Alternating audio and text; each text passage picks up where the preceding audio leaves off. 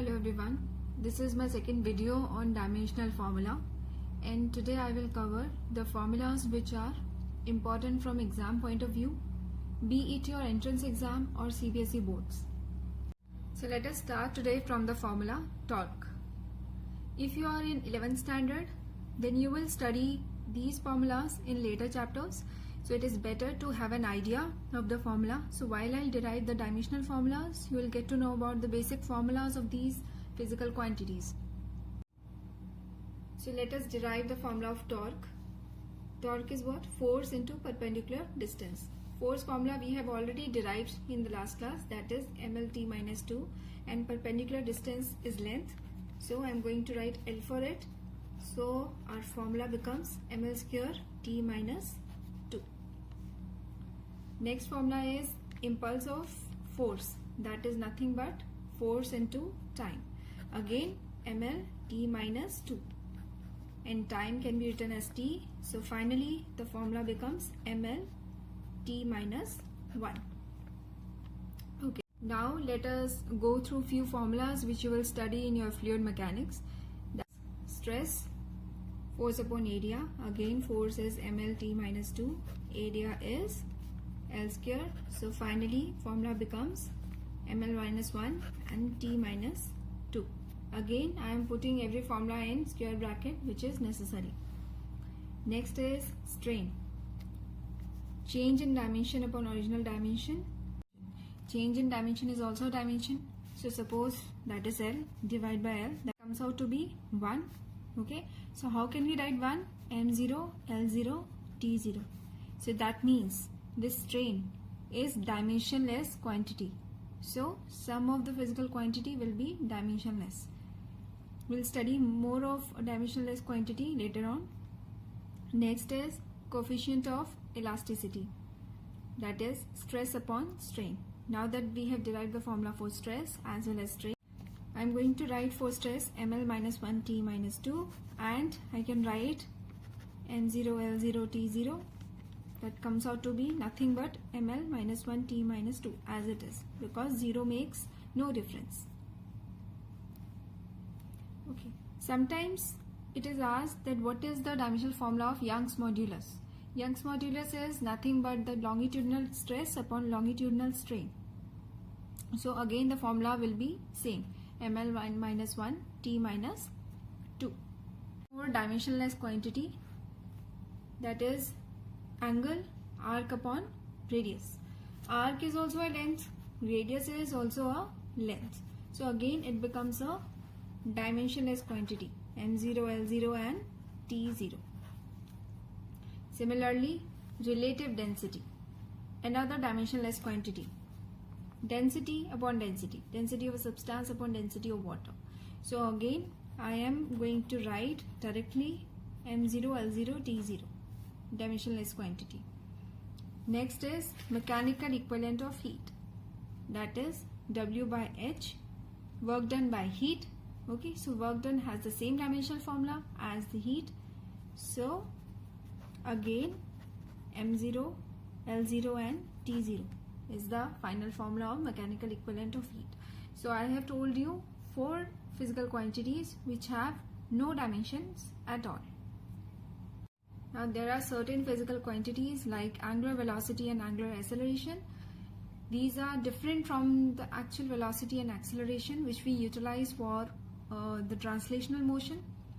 These are the physical quantities we use in rotational motion. So you should always take care that angular velocity is angle by time. Angle has no dimension at all. So what I am going to write is 1 by t. So dimensional formula becomes only t inverse, t minus 1. Similarly for angular velocity is t inverse, not lt minus 1, just like the translational velocity. So I am going to write here t inverse by t. So angular acceleration has this formula t minus 2. Now there are certain formulas which are important from entrance point of view. These are gravitational constant, depicted by capital letter G. This you have already studied in your 9th standard. So its formula is F distance squared divided by mass squared. Where does it come from? from universal law of gravitation, force is equal to G m1 m2 by r square. R will go to this side, so I can write it as F r square, and m1 m2 can go to denominator if we take on the left hand side of the equal to, so that will be equal to m1 m2 is equal to G. So this formula is similar to this one. Anyways, I'm going to write the formula for force, mlt minus 2, distance is L, so L square, mass is m, so m square. So final formula becomes m minus 1 L cube T minus 2. Next is Planck's constant. It is nothing but simply energy by frequency. Now I need to mention one thing here. Energy has the same dimensional formula as that of work done, be it your kinetic energy or potential energy or heat energy. The formula is same. What is the formula? ml square T minus 2. So I'm going to utilize the same formula here, m L square T minus 2. Now frequency is nothing but T inverse. So now the final formula becomes m L square T minus 1. Next is specific heat, that is heat divided by mass into temperature. Heat is again the same formula as that of energy, ml square T minus 2. Mass is m, and for temperature I am going to write K. You remember Kelvin, basic quantity. So the basic formula now becomes m0 L square T minus 2 K inverse. Latent heat, again heat by mass, ml square T minus 2 divided by m. So it is nothing but L square T minus 2. Simple. Thermal conductivity, that is heat into distance upon area into temperature into time. So what should be the dimensional formula? I'm going to write L for distance, area is L square, temperature is K, time is T. So the final formula becomes ml T minus 3 K minus 1. Next is universal gas constant PV by NT. Pressure formula I've already written here, that is m L minus 1 T minus 2 that we have derived in our last video. So I'm going to substitute the values for all four of them. ml minus 1 T minus 2, L cube for volume, mole for N, and K for temperature. So final formula becomes ml square T minus 2 K minus 1 mole minus 1. So the formula of universal gas constant also consists of mole. Next is our Stephen's constant, that is nothing but energy per unit area per unit time into temperature to the power 4. So I'm going to substitute all the values, ml square T minus 2 for energy, L square for area, T for time, and K for temperature to the power 4. Final formula becomes m T minus 3 K minus 4 because L square will cancel L square.